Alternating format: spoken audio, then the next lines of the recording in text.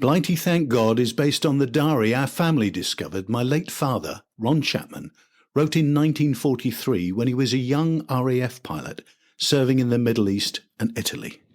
In this grave hour,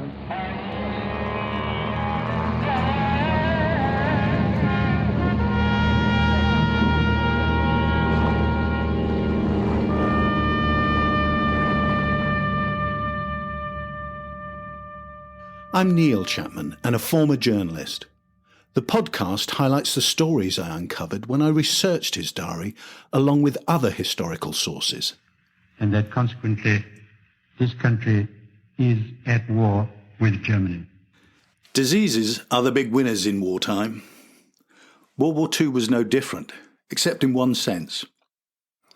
Unusually more fighters died of battle wounds than from disease. But that didn't mean nasty diseases weren't around, particularly in the areas where my father served. During his time in West Africa, between 1941 and 1942, is probably when he caught malaria. Throughout his life, he suffered periodic malarial fevers. Postings to West Africa were counted as double time served overseas because of such hazards. Then, when he moved to the Middle East, the list of deadly and contagious diseases included bubonic plague, typhus, smallpox, as well as hepatitis and dysentery. Rabies and tuberculosis were also potential threats. I was privileged to be able to ask Eminent virologist and Fellow of the Royal Society, Professor Geoffrey Smith, what vaccinations were available in the 1940s, particularly for Allied troops posted overseas during World War II. If you look at the list of vaccines we have today, very many of them were made from the mid-1950s onwards. Well, in the Second World War, there really weren't very many vaccines that were available. There had been several produced, but whether these were widely available is uncertain. The ones I know about were smallpox, rabies, tuberculosis, and a live attenuated vaccine for yellow fever. Why weren't vaccines available? Well, a lot of them that were developed after the war in the 1950s and onwards were reliant upon other scientific advances. In my father's diary, the first disease he mentions encountering is typhus, when visiting the RAF base at Shaiba in southern Iraq. The diary entry is read by grandson Phil. Saturday, March 27th. It is not certain that we leave on Monday. We are waiting for the Bisley pilot and a box of tools from Habanea. There's a typhus scare here at the moment. It is carried by lice, and a lot of the natives round here are lousy. It was unfair to blame the local population for the outbreak of lice-borne typhus.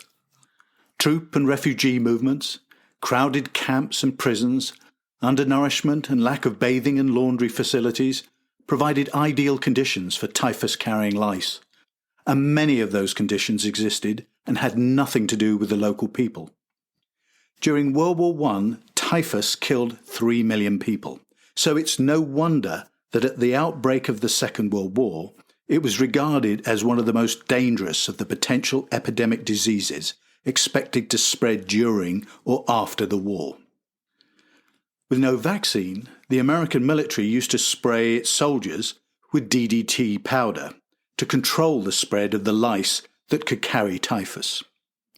It was a particularly horrible disease. Dissociation, as it was known, was one of the symptoms, along with pain, vomiting, high fever, deafness, limb loss, and psychosis that could lead to suicides. About 1 in 5 who caught it died. No wonder that when my father next came across it directly, again in Shaiba, he kept well clear. Friday, April 16th.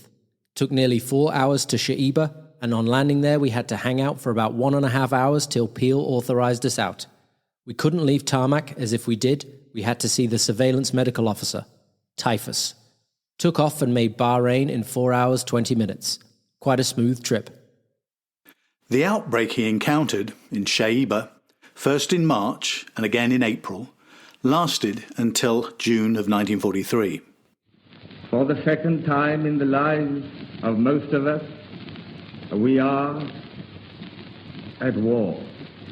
Throughout World War II, it's estimated that typhus infected at least 100,000 people and killed 25,000, probably more, especially in Asia. During 1943, a typhus jab was given to Allied troops. In September and October, my father records getting a series of 3 injections. Friday, October 8th. Up at 6 a.m, shaved and dressed, then out on drone. Very shitty first thing. Had breakfast and made up pay books. Held pay parade. Sharped a while and then went down and had final typhus jab. Stung a bit. Given there was a war on, of course medical developments weren't shared with the enemy. The Nazis had to find their own way of protecting their troops against typhus, something they were desperate to do when fighting Russians on the Eastern Front, put them in very real danger from the disease. But developing one was made difficult for the Germans because Allied bombers had destroyed the SS Hygiene Institute facilities responsible for producing one. So the head of the institute came up with the idea to enlist qualified Jewish inmates at Buchenwald concentration camp to assist the SS. But a Jewish doctor managed to dupe Nazi overseers and have his colleagues send an ineffective typhus vaccine to the German soldiers, while at the same time inoculating fellow campmates with what they believed was an effective injection. Only during the post-war Nuremberg war crimes trials was the full extent of this karmic deception revealed to the Nazis facing the court. Surprisingly, given the horrors of the concentration camps, the Nazis were outraged at the disregard for medical ethics displayed by the Jewish doctors. December 7th, 1941, a date which will live in infamy. Despite the risks, thankfully, my father didn't catch typhus.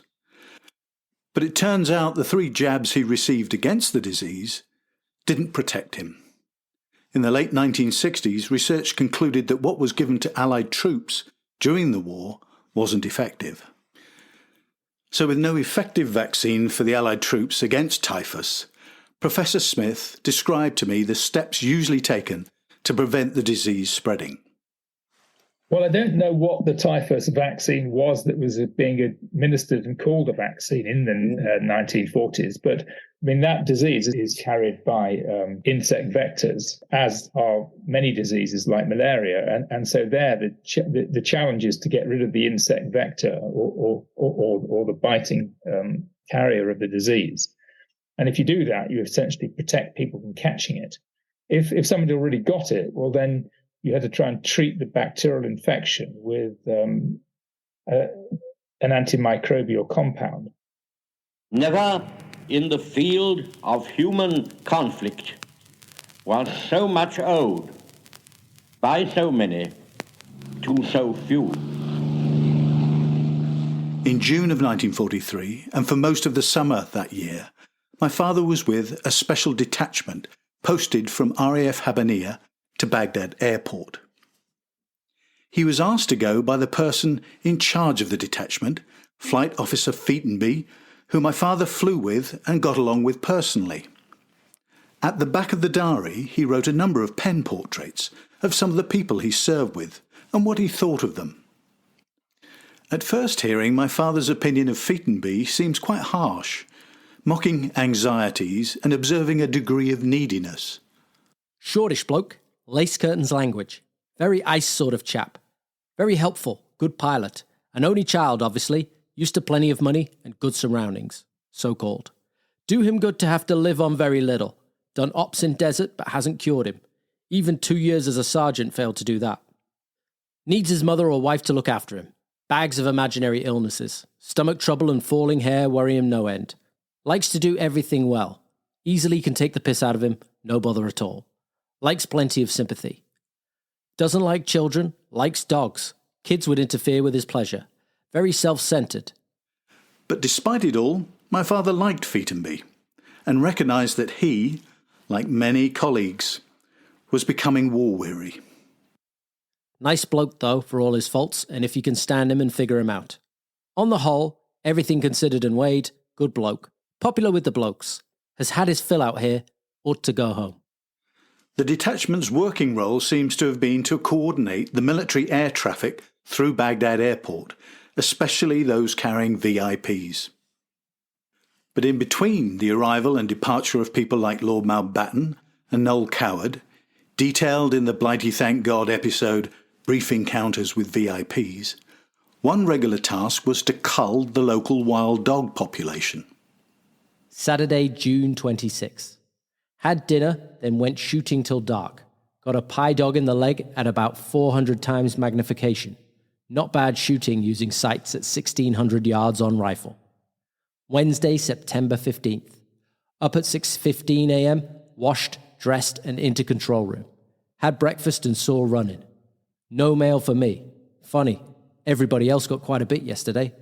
Shot at jackal. Fentonby killed it with the rifle. My revolver kicks a bit. At first I thought my father and his colleagues were indulging in a cruel pastime. But then I realised the wild dogs posed two gruesome threats. First, they could dig up the bodies of the dead. Secondly, they carried rabies and could attack the living, posing a very real threat. Rabies can not only be fatal, but it is a particularly horrible death. There again, the protection administered when someone had been exposed to rabies was not very pleasant either. At the time, it involved 25 injections over 21 days.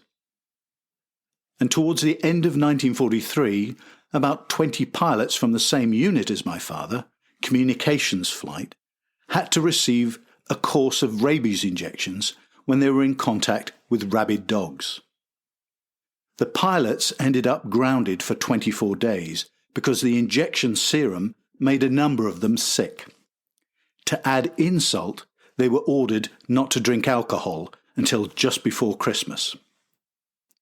I asked Professor Smith about the background to the rabies vaccine. Well, the rabies vaccine has moved on a bit from the time that Louis Pasteur first made it in the 1880s. And what Pasteur did was to take material from an animal that would have died of rabies, and usually the virus would be present in the central nervous system. And then he just dried that material for increasing lengths of time. And the longer he dried it, the less virus infectivity remained. And then he was giving essentially that material as the vaccine. So pretty crude, and it would have had to be given by injection.